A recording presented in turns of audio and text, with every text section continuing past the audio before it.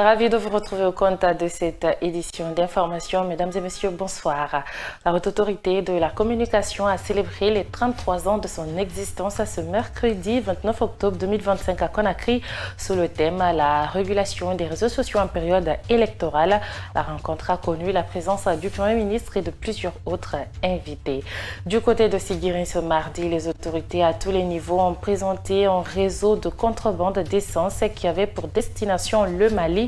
Les 9 personnes ont été arrêtées par les services de sécurité. Ainsi, les autorités ont réaffirmé leur intention à lutter contre le trafic et la vente illégale de carburant. Et puis, la construction du pont Paul Kagame de Kagbélé pour la fluidité de la circulation. La réalité est tout autre. La route de Kagbélé, Mena à Sanoya, est presque bloquée à cause de l'arrêt des travaux. De ce côté, usagers et citoyens vivent le cauchemar. Vous allez le voir dans un instant. Voilà pour le sommaire.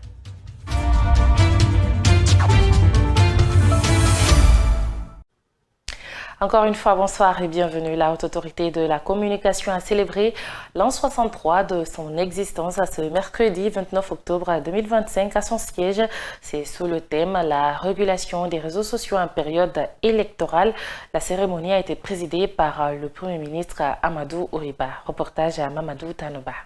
Ce 33e anniversaire de la Haute Autorité de la Communication a été une occasion pour Boubacar Yassine Diallo de reconnaître le grand rôle joué par plusieurs personnalités dans l'histoire de la presse guinéenne, dont l'ancien ministre de l'Information sous Lansana Conté, Hervé Vincent Bangoura. Ce policier devenu ministre de l'Information s'appelle Hervé Vincent Bangoura. Je voudrais que l'histoire le mentionne, parce qu'aujourd'hui, chacun ramène l'histoire de la presse au premier jour qu'il est arrivé dans une rédaction.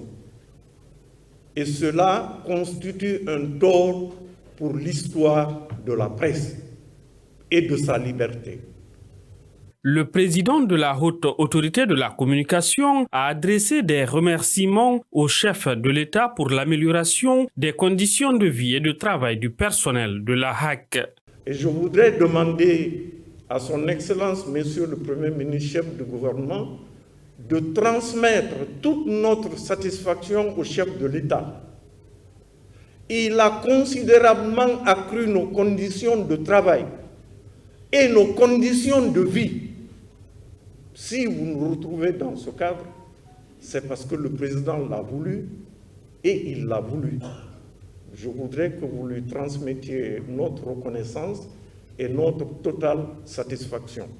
Le président du Conseil national de la transition, Dansa Kourouma, a rappelé le défi auquel la future Commission nationale de régulation de la communication de l'audiovisuel fera face avec le numérique. La nouvelle institution de régulation doit aussi s'atteler à créer les conditions pour l'exercice de la liberté dans l'espace numérique, qui est un espace qui est complexe, qui est large, qui est difficile à cadrer, contrairement aux médias traditionnels et aux médias classiques. Le Premier ministre Amadou Ouriba a axé son intervention sur ce que devra être le rôle de la nouvelle commission de régulation avec les différentes mutations et bouleversements du monde des médias à l'ère du numérique. On entame une autre phase de l'histoire, disons, de la presse, de la communication. On ne sait même plus qu'est-ce qu'il faut dire. La presse, la communication, le numérique, les réseaux sociaux, il y a tellement de choses qui ont complètement bouleversé le monde. Et l'espace concernant une autorité de régulation de ce vaste monde qui est en perpétuelle mutation devient maintenant même stratégique, sécuritaire.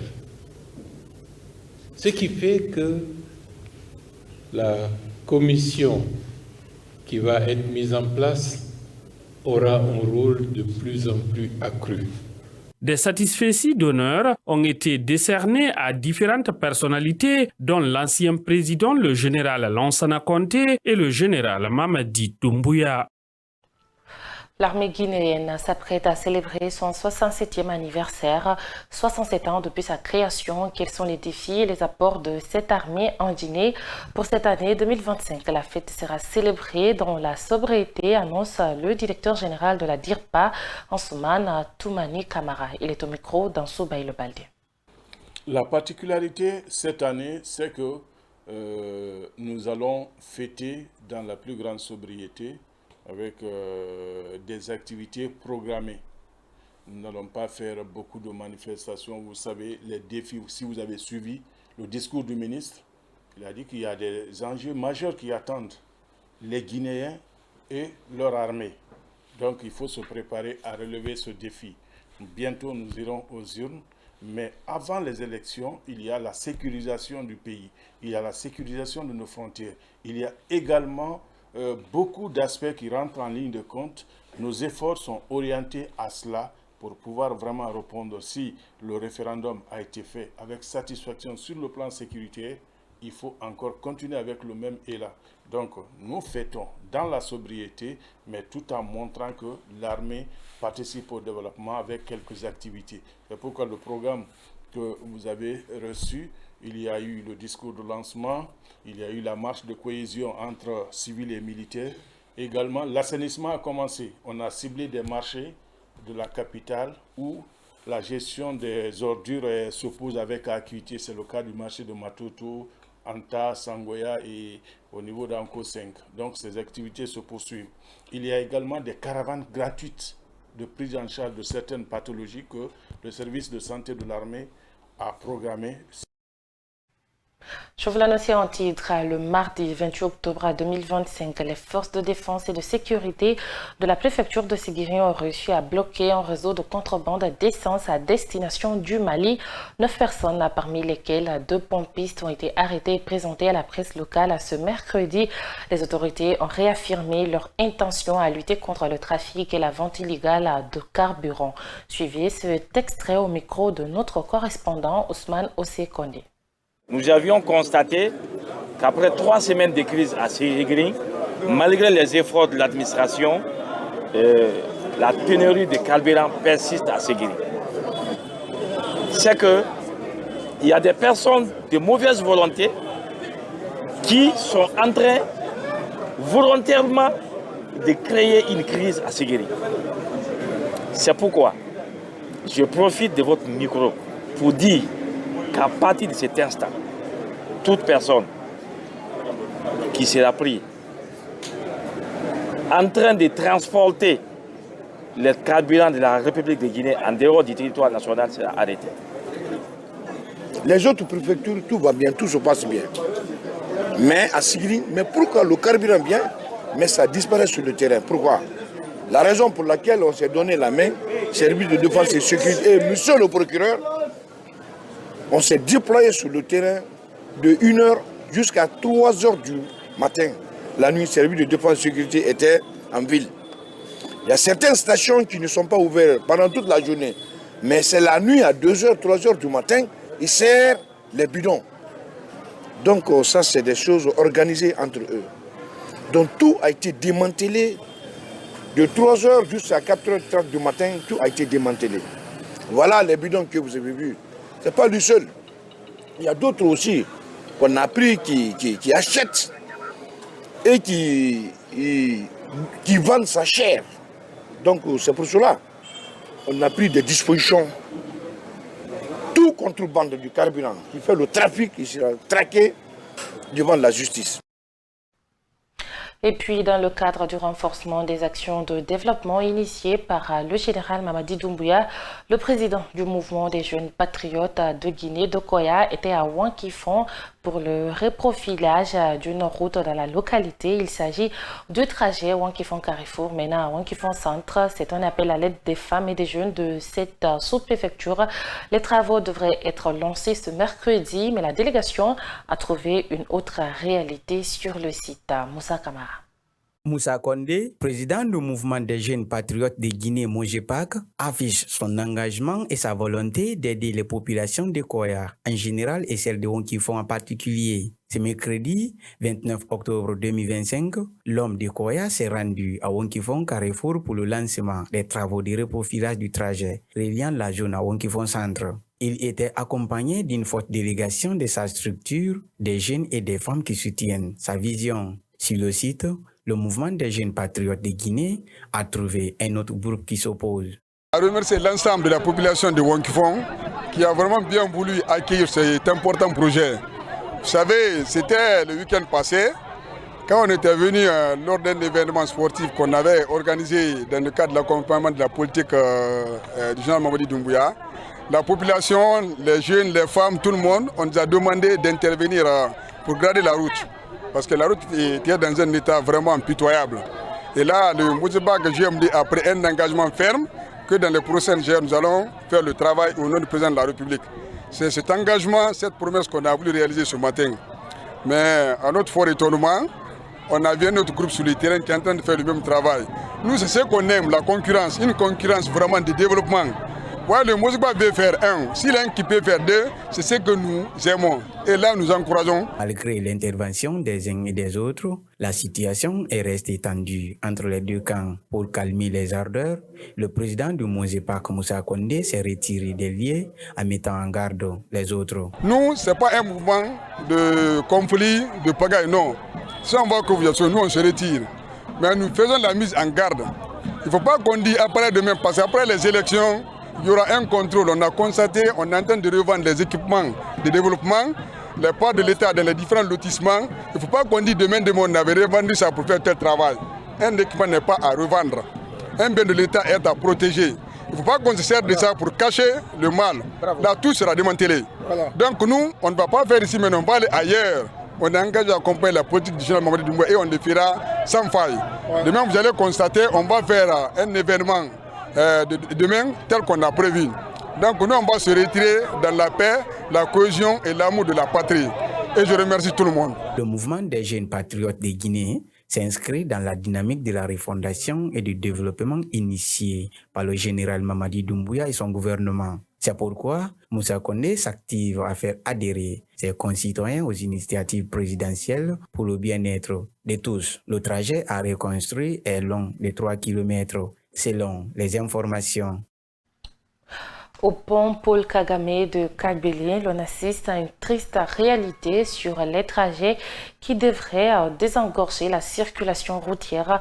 La construction de cette infrastructure routière a fait du bien des citoyens, mais de l'autre côté, tout en Carver ressort du constat à la sortie du pont vers Sanoya. Le trajet est presque bloqué parce que impraticable.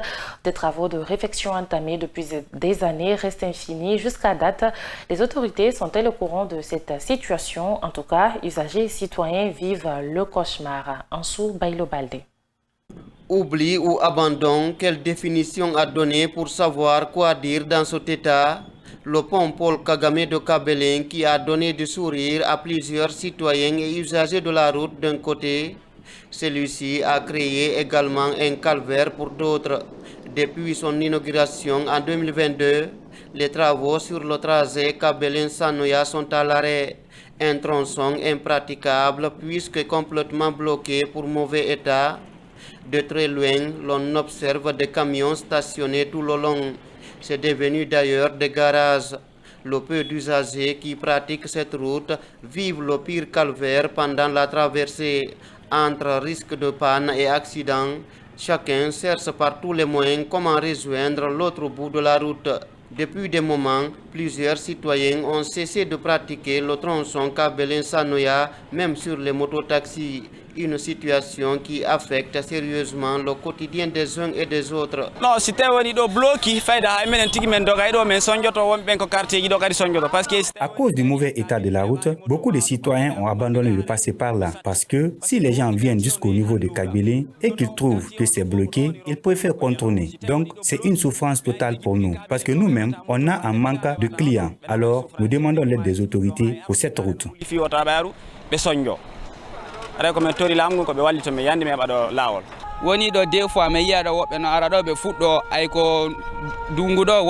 Par 2 fois, nous avons vu des gens venir commencer les travaux ici, même pendant la pluie. D'autres étaient là pour la même chose, mais on ne sait pas pourquoi ils ne continuent pas. Nous sollicitons qu'ils terminent ces travaux.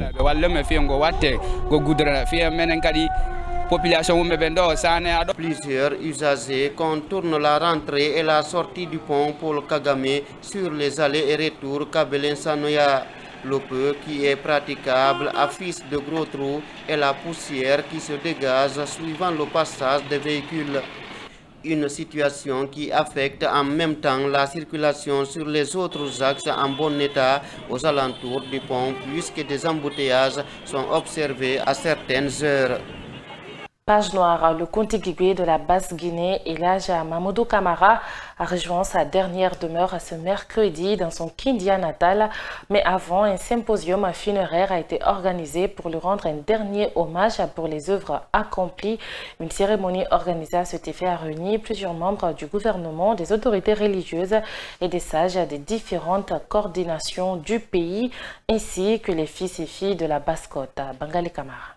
C'est le palais du peuple qui a servi de cadre au symposium funéraire en hommage à Elhadj Mamadou Camara Kuntigui, illustre patriarche de la Basse-Côte, décédé lundi dernier à Conakry. Cette cérémonie de recueillement a été un moment solennel pour rappeler dans une grande humilité et d'émotion la vie exemplaire d'un croyant dévoué, d'un guide respecté et d'un bâtisseur de paix et de cohésion sociale.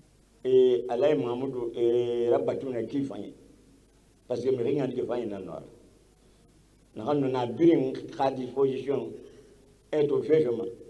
Kabare Venara Nine. Hadina Venara, what to Nayarine, Nana to Alana Vindi, Atana Vindi inspector regional. Alay Mamadou Camara, Kelly Alga Mangana Maguru Mangayara. Ayana Munisetoma, Kona Sundoni Tanu Setoma, Badongoya Offerinar. Ndina na Sundoni Nan Donguma.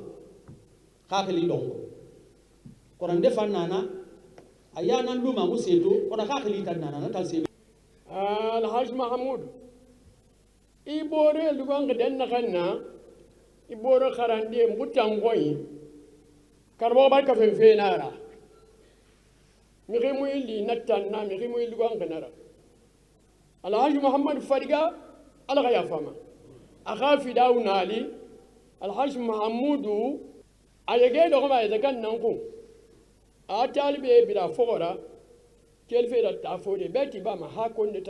représentants de la famille Camara ont exprimé leur gratitude envers les autorités et de tous ceux qui ont témoigné leur solidarité.